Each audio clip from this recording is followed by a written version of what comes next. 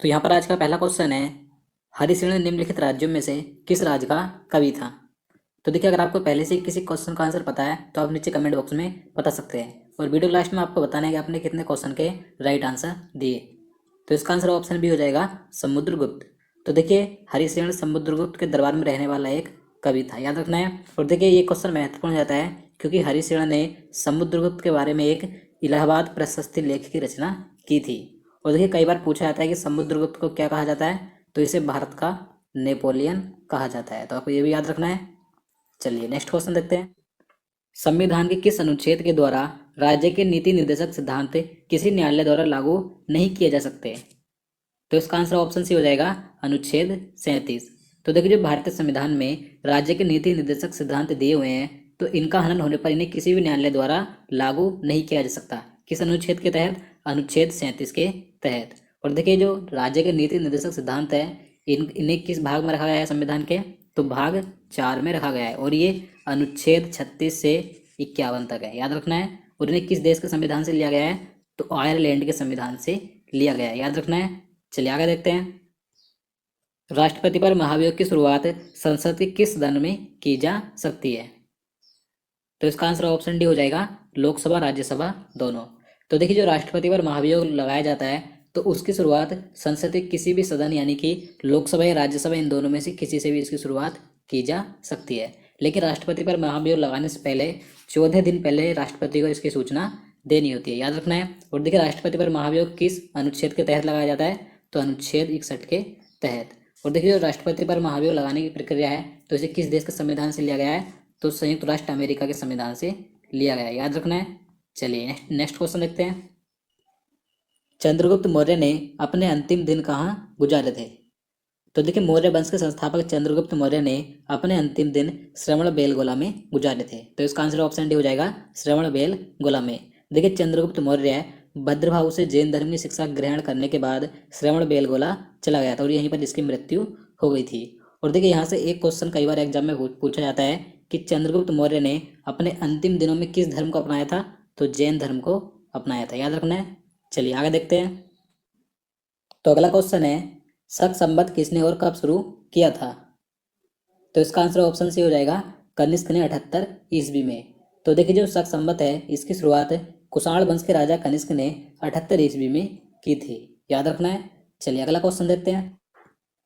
13वीं शताब्दी में राजस्थान में माउंट आबू में प्रसिद्ध दिलवाड़ा मंदिर किसने बनवाया था? तो इसका आंसर ऑप्शन डी हो जाएगा तेजपाल ने। तो देखिए, 13वीं शताब्दी में राजस्थान के सिरोही जिले के माउंट आबू में प्रसिद्ध दिलवाड़ा मंदिर का निर्माण किसने करवाया था? तो तेजपाल ने करवाया था। कई बार एग्जाम में पूछा जाता है, तो आपको याद रखना है। और देखिए, यह मंदिर जैन धर्म के तीर्थकरों को समर्पित है, याद रखिएगा। चलिए अगला क्वेश्चन देखते हैं। भारतीय संविधान के अनुसार निम्न में से कौन सा एक संवैधानिक निकाय है? तो इसका आंसर ऑप्शन ए हो जाएगा वित्त आयोग। तो देखिए, वित्त आयोग एक संवैधानिक निकाय है जिसका गठन अनुच्छेद 280 के तहत राष्ट्रपति द्वारा 5 वर्षों की समाप्ति या आवश्यकता पड़ने से पहले भी किया जा सकता है। देखिए, वित्त आयोग की स्थापना 1951 में हुई थी, और प्रथम वित्त आयोग के अध्यक्ष कौन थे? तो केसी नियोगी थे, याद रखना है। चलिए नेक्स्ट क्वेश्चन देखते हैं। भारत में किस प्रकार की आपात स्थिति अभी तक केवल एक बार ही लागू की गई है? तो इसका आंसर ऑप्शन ए हो जाएगा आंतरिक आपात स्थिति। तो देखिए, भारत में अभी तक सिर्फ 3 बार ही राष्ट्रीय आपातकाल लगा है, जिसके बारे में आपको पहले ही कई बार बता चुका हूँ। तो देखिए, जो तीसरा राष्ट्रीय आपातकाल लगा था, आंतरिक आपात की स्थिति में लगा था, ये अभी तक सिर्फ एक बार ही लगाया है। जबकि 2 बार जो राष्ट्रीय आपातकाल लगा था, बाह्य आपात की स्थिति में लगा था। देखिए, जो तीसरा राष्ट्रीय आपातकाल लगा था आंतरिक आपात की स्थिति में, इसे किसने लगाया था?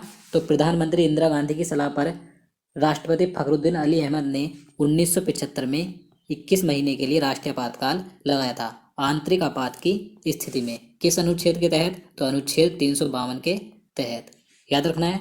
चलिए अगला क्वेश्चन देखते हैं। तो अगला क्वेश्चन है, अवतल लेंस से हमेशा निम्न में से कौन सा प्रतिबिंब बनता है? तो इसका आंसर ऑप्शन बी हो जाएगा आभासी और सीधा। तो देखिए, जो अवतल लेंस होते हैं, ये बीच में पतले तथा किनारों पर मोटे होते हैं, जिसमें कि प्रतिबिंब हमेशा वस्तु की ओर लेंस तथा फोकस के बीच बनता है, जो कि आभासी और सीधा तथा वस्तु से छोटा होता है। तो आपको याद रखना है, जो अवतल लेंस पर प्रतिबिंब बनता है वो हमेशा आभासी और सीधा होता है। चलिए आगे देखते हैं।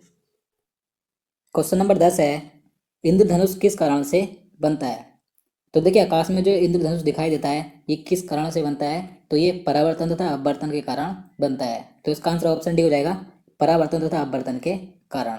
देखिए इंद्रधनुष हमेशा सूर्य की विपरीत दिशा में दिखाई देता है, यानी कि अगर शाम के समय दिखाई देगा तो पूर्व दिशा में, और सुबह के समय दिखाई देगा तो पश्चिम दिशा में। देखिए इंद्रधनुष में कितने रंग होते हैं? तो 7 रंग होते हैं। आप देखिए 7 रंग कौन कौन से होते हैं, तो आप नीचे कमेंट बॉक्स में जरूर बताइएगा। चलिए नेक्स्ट क्वेश्चन देखते हैं। कोशिका में निम्न में से कौन सी पाचक थैली कहलाती है? तो इसका राइट आंसर ऑप्शन सी हो जाएगा, लाइसोसोम। तो देखिए लाइसोसोम को कोशिका की पाचक थैली कहा जाता है, और देखिए लाइसोसोम को ही कोशिका की आत्महत्या यानी कि आत्मघाती थैली भी कहा जाता है। तो आपको दोनों याद रखने हैं। और देखिए लाइसोसोम की खोज 1955 में क्रिश्चियन रेने डी डूवे ने की थी, याद रखना है। चलिए आगे देखते हैं। टिप्पानी निम्न में से किस राज्य का लोक नृत्य है? तो देखिए ये जो लोक नृत्य है टिप्पानी किस राज्य का है? तो ये गुजरात राज्य का है। तो इसका आंसर ऑप्शन ए हो जाएगा, गुजरात राज्य का। और देखिए गुजरात राज्य के 2 और अन्य महत्वपूर्ण लोक नृत्य जो कि कई बार एग्जाम में पूछे जाते हैं, कौन कौन से हैं? जैसे कि गरबा और डांडिया, ये भी गुजरात राज्य के महत्वपूर्ण लोक नृत्य हैं। तो आपको तीनों याद रखने हैं, टिप्पानी भी गुजरात का और गरबा और डांडिया भी गुजरात का। और देखिए अगर आप जितने भी भारत के लोक नृत्य हैं, अगर आप उनका एक अलग से वीडियो चाहते हैं तो आप नीचे कमेंट बॉक्स में बता सकते हैं। आप कहोगे तो मैं उसका एक अलग से वीडियो बना दूंगा। चलिए अगला क्वेश्चन देखते हैं। तो अगला क्वेश्चन है, भारत के कितने राज्य हैं जो नेपाल के साथ सीमा साझा करते हैं? तो देखिए भारत के कुल ऐसे 5 राज्य ऐसे हैं जो नेपाल देश के साथ सीमा साझा करते हैं। तो इसका आंसर क्या हो जाएगा? ऑप्शन सी हो जाएगा, 5 राज्य। अब देखिए 5 राज्य कौन कौन से हैं? तो देखिए उत्तराखंड, यूपी यानी कि उत्तर प्रदेश, बिहार, सिक्किम और पश्चिम बंगाल, ये 5 राज्य हैं जो नेपाल देश के साथ सीमा बनाते हैं, याद रखना है। निम्न में से किसमें संवहन प्रक्रिया होती है? तो देखिए इसका राइट आंसर क्या हो जाएगा? ऑप्शन डी हो जाएगा, द्रव एवं गैस दोनों में। तो देखिए जो संवहन प्रक्रिया है ये द्रव तथा गैस दोनों में ही होती है। और देखिए बात करें ठोस की, तो ठोस में कौन सी प्रक्रिया होती है? तो इसमें चालन प्रक्रिया होती है। तो आपको दोनों याद रखने हैं, संवहन प्रक्रिया द्रव तथा गैस में और चालन प्रक्रिया ठोस में। चलिए आगे देखते हैं। निम्न में से किस संगठन का मुख्यालय जेनेवा में नहीं है? तो देखिए इस क्वेश्चन में बताना है कि इन 4 ऑप्शन में से कौन सा संगठन है जिसका मुख्यालय जेनेवा स्विट्जरलैंड में स्थित नहीं है? तो इसका राइट आंसर ऑप्शन डी हो जाएगा, खाद्य एवं कृषि संगठन। तो देखिए जो संयुक्त राष्ट्र खाद्य एवं कृषि संगठन है इसका मुख्यालय जेनेवा में स्थित नहीं है, इसका मुख्यालय रोम यानी कि इटली की राजधानी रोम में स्थित है, याद रखना है। और देखिए इस संगठन की स्थापना 1945 को हुई थी। यहाँ पर हम बात करें विश्व मौसम विज्ञान संगठन, विश्व स्वास्थ्य संगठन और विश्व व्यापार संगठन, तो इन तीनों का मुख्यालय ही जेनेवा स्विट्जरलैंड में स्थित है। तो आपको याद रखना है। चलिए अगला क्वेश्चन देखते हैं। बारदौली सत्याग्रह कब हुआ था? तो देखिए बारदौली सत्याग्रह यह एक किसान आंदोलन था जो किसानों के लगान में वृद्धि करने के विरोध में चलाया गया था। तो ये हुआ था 1928 में। तो इसका आंसर क्या हो जाएगा? ऑप्शन सी हो जाएगा, 1928। अब देखिए कहाँ पर हुआ था? तो गुजरात में हुआ था। और देखिए इस बारदौली सत्याग्रह का नेतृत्व किसने किया था? तो सरदार वल्लभ भाई पटेल ने किया था। और देखिए इस बारदौली सत्याग्रह के सफल होने के बाद बारदौली की महिलाओं ने वल्लभ भाई पटेल को सरदार की उपाधि दी थी। तो आपको ये भी याद रखना है कि वल्लभ भाई पटेल को सरदार की उपाधि कब दी थी? बारदौली सत्याग्रह के सफल होने के बाद बारदौली की महिलाओं ने। चलिए अगला क्वेश्चन देखते हैं। संयुक्त राष्ट्र सुरक्षा परिषद में कुल कितने सदस्य देश होते हैं? तो देखिए जो यूनाइटेड नेशंस सिक्योरिटी काउंसिल है यानी कि संयुक्त राष्ट्र सुरक्षा परिषद है, इसमें कुल 15 सदस्य देश होते हैं। तो इसका आंसर ऑप्शन सी हो जाएगा, 15। अब देखिए इन 15 सदस्य देशों में से 5 तो स्थायी सदस्य देश होते हैं और 10 अस्थायी होते हैं। अब देखिए 5 स्थायी कौन कौन से देश हैं? तो देखिए चाइना, रसिया, फ्रांस, यूके यानी कि यूनाइटेड किंगडम और यूएसए। तो इसके 5 स्थायी सदस्य देश हैं। और देखिए जो इसके 10 अस्थायी सदस्य देश हैं वे 2 वर्षों के लिए चुने जाते हैं, याद रखना है। और बात करें देखिए इसकी स्थापना कब हुई थी संयुक्त राष्ट्र सुरक्षा परिषद की? तो 24 अक्टूबर 1945 को इसकी स्थापना हुई थी। इसका मुख्यालय न्यूयॉर्क अमेरिका में स्थित है, याद रखना है। सूर्य तथा पृथ्वी के बीच न्यूनतम दूरी कब होती है? तो देखिए काफ़ी आसान क्वेश्चन है। तो इसका आंसर ऑप्शन बी हो जाएगा, 3 जनवरी को। तो देखिए सूर्य 3 जनवरी को पृथ्वी के सबसे नज़दीक आता है, याद रखना है, जिसे कि उपसौर कहा जाता है। और देखिए बात करें कि सूर्य तथा पृथ्वी के बीच सबसे अधिकतम दूरी कब होती है, कि सूर्य पृथ्वी से सबसे अधिक दूर किस तिथि को जाता है? तो 4 जुलाई को जाता है, जिसे कि अपसोर कहते हैं। तो आपको दोनों याद रखने हैं, न्यूनतम दूरी 3 जनवरी को जिसे उपसोर कहते हैं, और अधिकतम दूरी 4 जुलाई को जिसे कि अपसोर कहा जाता है। विश्व का सबसे ऊंचा ज्वालामुखी ओजोस डेल सलाडो कहाँ पर है? तो देखिए विश्व का सबसे ऊंचा ज्वालामुखी कौन सा है? तो ओजोस डेल सलाडो। आप देखिए कहाँ पर है? तो ये दक्षिण अमेरिका महाद्वीप में अर्जेंटीना और चिली देशों की सीमाओं के मध्य स्थित है। तो इसका आंसर क्या हो जाएगा? ऑप्शन सी हो जाएगा, अर्जेंटीना और चिली के मध्य है। अब देखिए इस विश्व के सबसे ऊंचा ज्वालामुखी की ऊंचाई कितनी है? तो 6893 मीटर है। और देखिए यह एक सक्रिय ज्वालामुखी है। तो आपको याद रखना है विश्व का सबसे ऊंचा ज्वालामुखी ओजोस डेल सलाडो है। चलिए आगे देखते हैं, मुगल साम्राज्य की नींव किस युद्ध के बाद पड़ी थी? तो देखिए महत्वपूर्ण प्रश्न है, यहाँ से कई बार एग्जाम में क्वेश्चन पूछा जाता है।